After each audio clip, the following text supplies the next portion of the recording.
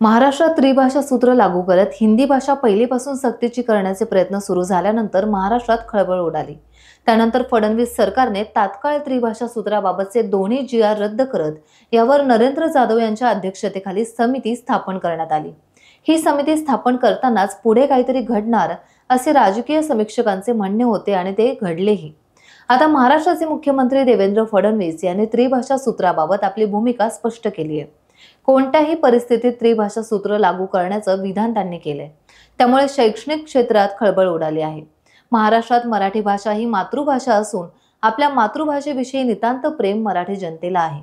इतर राज्यातही तेथील स्थानिक भाषा आहेत। तेथील राजांनी हिंदीला स्वीकारले नाही, मग महाराष्ट्राने का स्वीकारावे? 5वी पासून हिंदी भाषा शिकवली जाते, मग पहिलीपासून हिंदीचा आग्रह का? आता मुख्यमंत्री देवेंद्र फडणवीस त्रिभाषा सूत्र महाराष्ट्रात राबवणार आहेत। त्यानुसार 3री पासून हिंदी सुरू करणार। त्यासाठी फडणवीस यांचा अट्टहास सुरू आहे असं म्हटलं तर वावगं ठरणार नाही, असा मराठी जनतेचा कल आहे।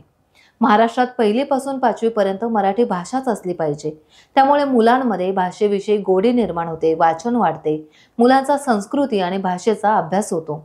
मुलांना संस्कृतमधून शिक्षण देणं फार गरजेचं असताना हिंदीमधून शिक्षण देणं हे तितकंसं जनतेला पटत नाही। त्यामुळे मराठी भाषेची अस्मिता म्हणून प्रत्येक मराठी माणसाने आता दंड थोपटून या विरोधात उभं राहण्याची गरज आहे। टाइम्स डिजिटलला लाईक करा, शेअर करा, सबस्क्राईब करा आणि बेल आयकॉन दाबायला विसरू नका। Times digital.